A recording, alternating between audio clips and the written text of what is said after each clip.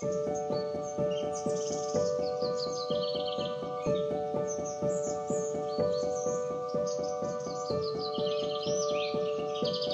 quelque chose qui me rend fier et aussi heureux, c'est d'avoir vraiment une diversité au sein d'un même travail.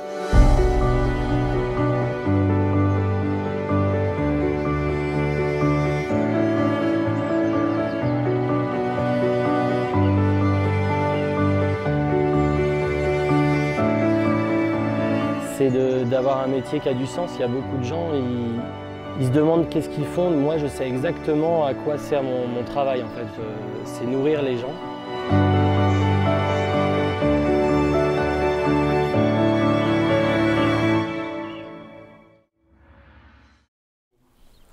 Alors, je vais vous faire une petite présentation de notre exploitation.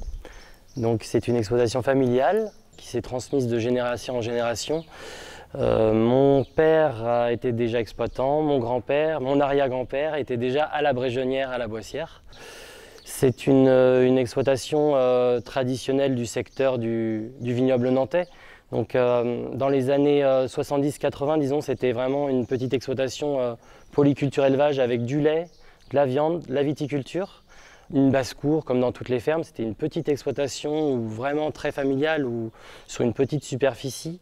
Dans les années 90, mon père s'est installé et a repris il s'est spécialisé dans la production de viande bovine et la viticulture s'est arrêtée, ainsi que le lait. Et on est vraiment spécialisé en vaches allaitantes, race charolaise, depuis les années 90. Progressivement, les surfaces se sont agrandies, le cheptel a grossi.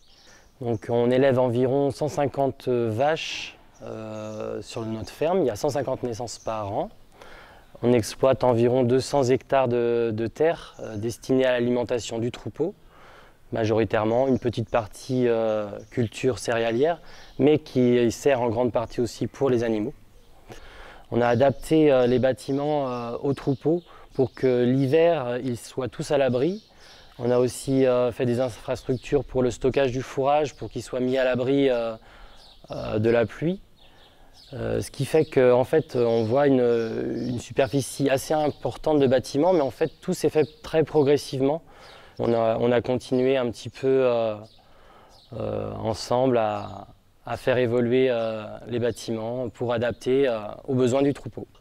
Nous faisons donc naisseur-engraisseur, c'est-à-dire que les animaux naissent chez nous et on engraisse les mâles et les femelles pour la viande. On vend aussi des taureaux reproducteurs pour d'autres exploitants. Et là, depuis le début avril 2025, je viens de m'associer avec Lou, qui est arrivé ici comme salarié et même avant en tant que stagiaire. Donc c'est vraiment une affaire de transmission générationnelle.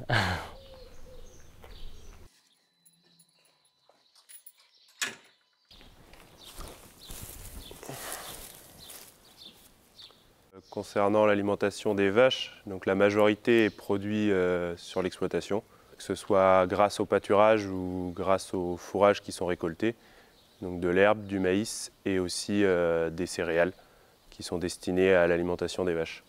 Pour nous, c'est plus économique en fait de produire nous-mêmes l'alimentation que de devoir acheter la totalité à l'extérieur. Et aussi pour les animaux, c'est important qu'ils consomment les produits qui sont sur le territoire. Et donc la priorité, c'est de faire du pâturage à la saison où c'est possible et ensuite de réaliser des stocks pour faire face aux périodes, soit l'été quand il fait trop chaud et trop sec où il n'y a plus d'herbe qui pousse, soit en hiver où les animaux sont en bâtiment. Donc les fourrages sont stockés, récoltés aux périodes propices et redistribués aux animaux l'hiver. Pareil pour les céréales, la graine des céréales sert à l'alimentation et la paille sert pour la litière des animaux. Le principal objectif qu'on a, c'est de réussir à produire des fourrages de qualité par notamment l'apport de fumier dans les champs ou alors par les associations de différentes variétés dans les prairies, soit avec du trèfle notamment qui apporte de la protéine. Et également de les récolter au bon stade pour que en fait, les fourrages aient la meilleure valeur alimentaire possible pour les animaux qui nous permettent de limiter derrière l'apport de concentré et de correcteurs qu'on achète à l'extérieur, qu'on ne produit pas sur la ferme. Donc, le fumier, c'est ce qu'on récupère dans les bâtiments en période hivernale de la litière des animaux. Donc, il est constitué des déjections des animaux et de la paille qui est récupérée à la suite des moissons.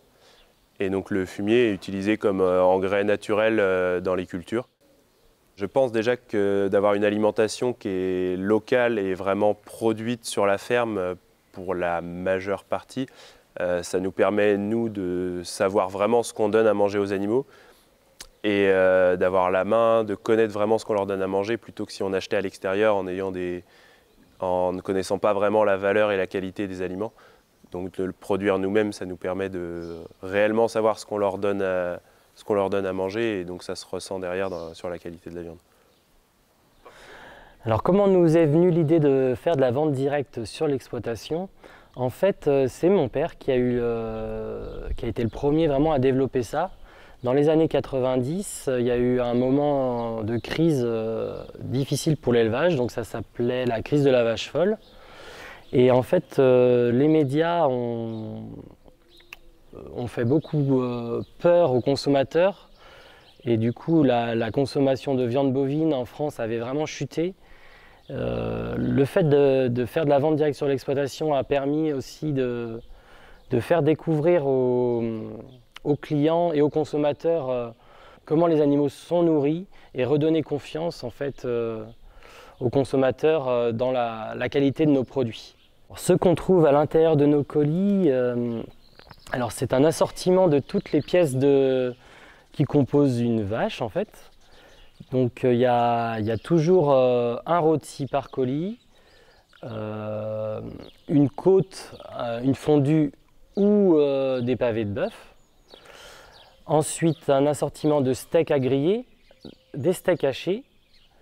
Et en été, on propose des colis type grillade, c'est-à-dire où il n'y a pas de pot-au-feu ni de bœuf bourguignon.